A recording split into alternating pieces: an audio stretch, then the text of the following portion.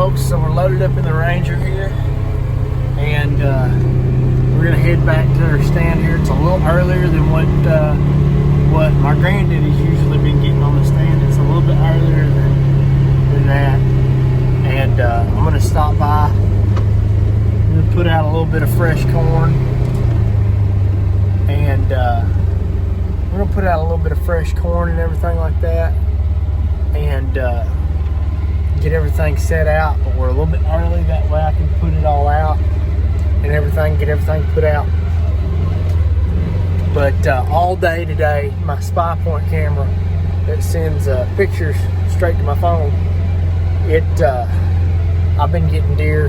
There was a little 3-4 point, something like that, there about 30 minutes ago. He was there for a few minutes and he walked off. Hunted this stand yesterday evening. I don't know if that's in part of this video or if I've split this video. I don't know. I just have to see how long it is. But heading back here right now, we're going to get in the stand.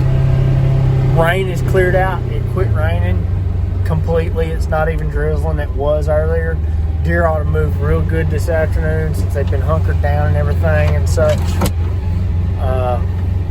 Brought both my granddaddy's gun and my muzzle loader.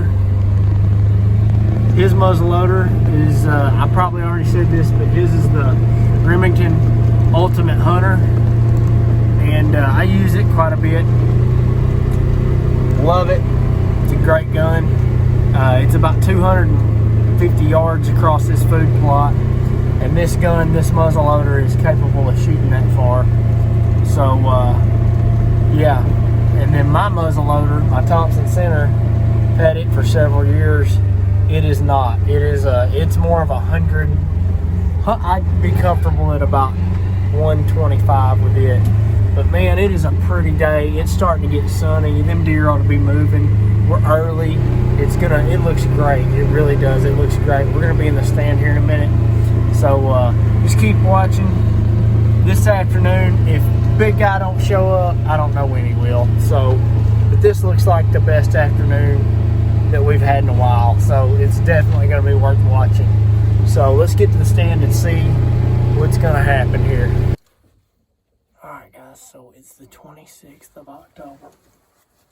We're sitting in my aunt's pimping box stand right here. I mean, it is super nice. It's Antler Shed makes the stand. It's great. I think we've got this one and then 2 other ones. And they're by far the nicest deer stand that I've ever sat in. Now, me personally, on my stand, I made mine in high school when I was in agri class. But it works. It does the job. But it's not as nice as this one. But this in particular field, it's had deer on it all day. And I'll tell you, so I had to run some deer off to put the corn out. But the thing about it is down here, it's so remote back here, them deer don't care. They're gonna be back. Now, it's a little bit, they're not like that in every place. Some places you run them deer off, they won't come back. It's not like that everywhere. But here, I'm just letting you know. So if I get any comments that say, well, you shouldn't do that, blah, blah, blah, blah, blah. It's 2 o'clock. And we try to feed from 10 o'clock to 2 o'clock, middle of the day. Those 4 hours of the day right there. That way in the evening and in the morning when the deer are really moving, they're not getting disturbed. And at night, I'm not going to do it at night because I firmly believe, and everybody that I've ever hunted with, it's a firm belief that them deer move at night, and you could have that big one move in, from far off, chasing a doe. He could move in overnight and bed down right by your food plot with a doe. And if you're running around there at night putting out corn, then, you're not gonna, you're gonna run him off, and you're gonna run that doe off, and he's gonna follow that doe. So, you don't want to do it at night, because you could have a scenario like that, or you could just have a big deer you know, he eats right at dark on your food plot during the week while you're at work. He just starts this habit. And I'm telling you stuff that's happened before. Scenarios that have happened, not necessarily me, but my granddaddy, or I've got several buddies of mine that hunt, and what I've been told, but all of it adds up to, you know, to a scenario that's true. It's like, it's not like what if. I mean, it's not what if it, and like the possibilities is like, that's probably not gonna happen. Like, it happens all the time. So we just don't feed at night. We try to feed from 10 to 2. It's 2 o'clock. Well, it was 2 o'clock. I've been sitting here for a minute and getting all my stuff together. It's about 2:30, 2:45 now. But we had to run some deer off. But no big deal. I mean, that's part of, I mean, you got to do what you got to do to keep, because they'll eat that feed up out there. And yeah, we got a good green food plot out here and everything. But, man, them deer, you know, they come out here for the corn and the rice bran that we put out. That's the main thing. This white cone, this white powder stuff that you're going to see out in the field out here that you see in a lot of my videos, that's rice bran, and it's exactly what it sounds like. It's branded rice. I mean, it's milled rice. It's just like cornmeal. It's kind of like rice meal. They just call it rice bran. So, yeah. But the deer around here in our state, they love it. I don't know why. I've taken it to other states before, Texas, and deer won't touch it. But they'll touch corn. I don't get it. And there's no, out there in Texas where we used to hunt at all the time, there's 0 cornfields out there, but they eat it. But you bring them some rice bran, they won't touch it. I don't get it. And around here, we can't keep it out overnight. I mean, they'll just eat it up overnight. And the deer love it. And they make a peanut bran too, and it's really good. As a matter of fact, the biggest deer that I've ever killed, I shot over peanut bran right here in this field right here. Right across the field right here. He walked out. It was the day after Christmas, 2012. And there was about 4 inches of snow on the ground. Deer weren't chasing or anything like that. It was just really cold. All the food plots had snow on them. They had all the acorns eat up. And it was already a dry year, and there wasn't many acorns, and it was just perfect. And that was the biggest one I've killed. It was 138 and 3/8, almost, you know, inch and about 2 inches from being a 140, which is a really good deer around here. It's a good deer anywhere, but I'm working on, you know, I'm still young. There's some people that are my age that have killed big deer, but they just live in states that are right for it. We don't live in a state that, you know, that you can kill 160-inch deer every year. It's impossible. If somebody tells you they do, they're spotlighting or they're lying. That's it. I mean, there's not people that do. There's people that kill big deer every year, but they won't shoot 2 big ones every year. Or they won't shoot one every year. They might shoot one good one every 4 or 5 years, you know, 3, 4, 5 years. But it ain't like that in our state, you know. And I've said that in a bunch of my videos, but I'm just speaking the bluntly honest truth of all the mental notes that I've taken and all the states that I've hunted. Yeah, and on November 16th, my mom's got some ground in southern Missouri. It's not like this. And for you guys that'll eventually start watching my videos in the future, I think you'll think this is pretty cool. So there's 0 baiting in Missouri, so it's not going to be like this. I don't even know if I'm going to make a video, but if I don't see any deer, I'm not going to put anything up. I mean, you don't want to watch me talk for 20 minutes, which is what most of my videos are now.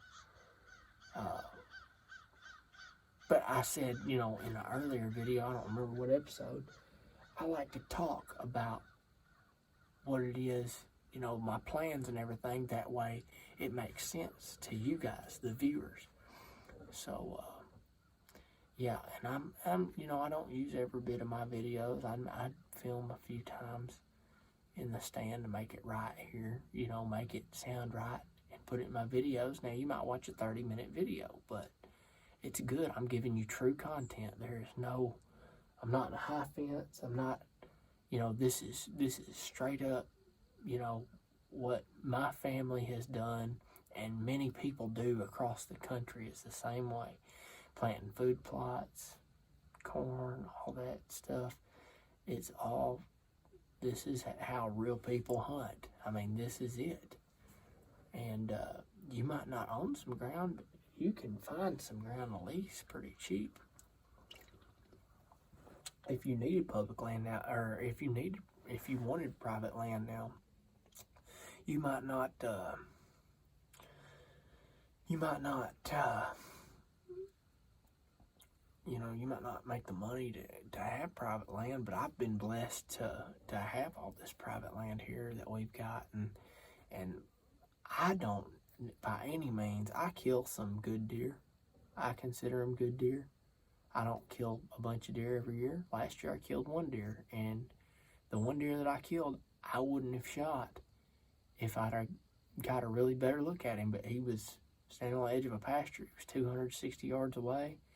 And it was a now or never kind of thing, and I shot. I mean, he was chasing the doe. He kind of stopped for a second, and it was take the shot or let him walk. And last year was terrible. I wouldn't have killed a deer last year, but if I could have gone back and really looked at the deer, I probably wouldn't have shot him. But he was still a good deer. I mean, he was a good Arkansas deer. Well, my granddaddy kills big ones, but he's retired. He's been retired for several years now. And even when he wasn't retired, he killed big deer, but he didn't kill as many big deer. But now that he's retired, he's really started, you know, he gets to hunt every day and he gets to be out here every day. So the few big ones that we get to come through here, he's usually here to see them or, you know, get a shot at them, an opportunity. Last Saturday, he had a big one that we've got on camera, and I showed it a few videos back. Deer came walking right through here. I mean, show you here. Right on that dirt strip, how the food plot's it got lightly planted out there. That's about 25 yards right there. It was in bow range. And his muzzleloader wouldn't shoot. Wasn't the primer, just the hammer wouldn't drop. Wouldn't shoot. The hammer wouldn't move at all. So we cleaned it and we shot it and it works. So I've got his gun because I mean, I can shoot clear across this field. It's about 250 yards across this field right here to the other side. You saw it yesterday when all those deer started coming out of the other side. And it was raining then. No telling what we're going to see today. I'm excited. And it's still early. But, man, I just got that gun just in case one walks out over there. I can't get a shot at it with my muzzleloader, my tops in the center. Now, it's a good gun, but I just don't trust it at more than 125 yards, probably. I just don't trust it past then, but it's a very trustworthy gun. Muzzleloader, I haven't ever had any problems with the gun myself. I missed a big deer last year, and he showed back up on camera last week. But I missed a big deer last year, and I never, you know, it was my fault. The back of the stock was loose. There's a bolt under this cap right here on our Thompson center. Right there. There's 2 screws. You can see them right there. Well, there's a bolt that holds the whole back of the stock. Makes it tight. And it was loose. It had about a 1/4 inch of play in it. And I didn't even realize that until this summer. Me and my stepdad were talking about it.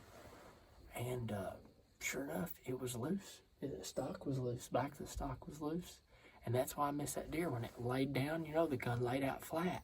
And I sighted it in like that on the lead sled. But when I'm in the stand, I'm on the edge of it, you know, When it's in the lead sled, it's laying flat. But when I'm on the edge of the stand, stock sag down like that. And no telling where that gun was shooting. It's probably shooting really low, I would assume. But, and I missed that deer, but that was my fault. That was absolutely my fault. I should have killed that deer, and it would have been the biggest one I'd ever shot. But, well, I'm going to shut up now. This is definitely going to be a 2-part video. Sorry to ramble on, guys, but, I like doing this for fun. I really enjoy doing this, videoing and everything. But let's sit here, and they'll come out here a little bit. And I've got a lot of confidence in this afternoon, so we'll see. We'll definitely see. We should have a good deer walkout.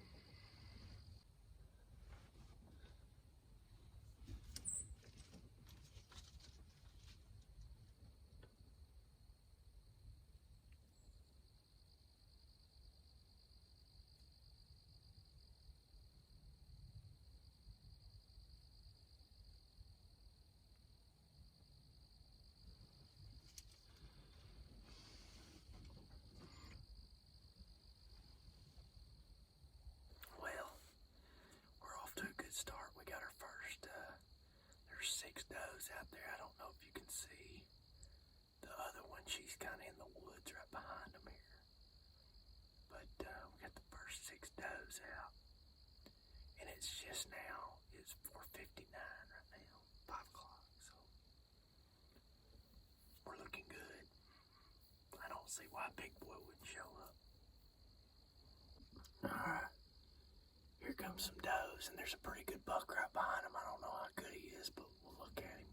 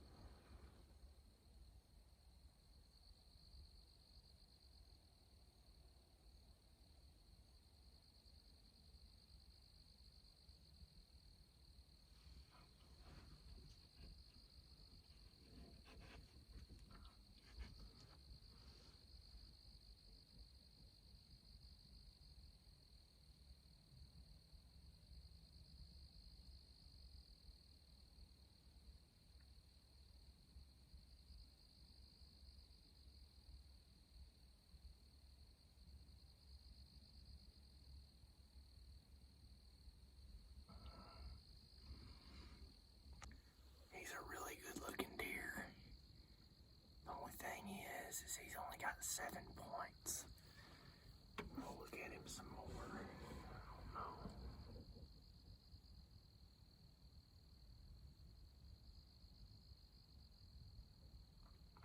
And it's really early.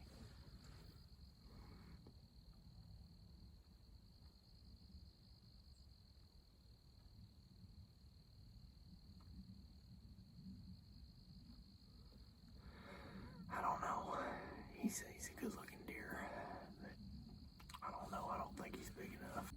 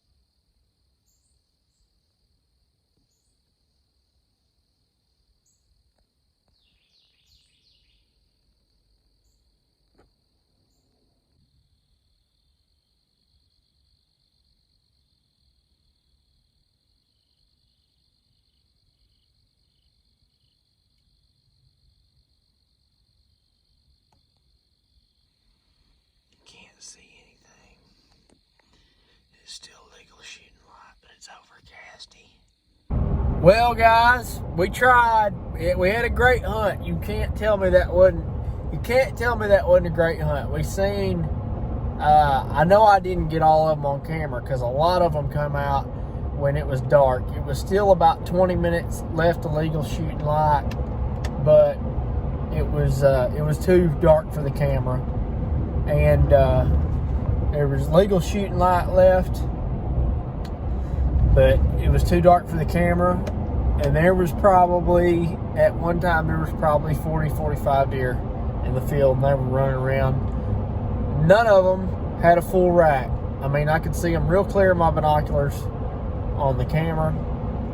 I couldn't see anything, but I could see them really clearly through my optics, but nothing with a full rack. That 1 7-point that come out. But we can do better than him. We got 2 buck tags, and we got a lot of big deer running around here. When they start chasing, we'll probably have a really good opportunity. So thanks for watching, guys. Appreciate it. Like and subscribe and share and whatnot. We'll see you next time.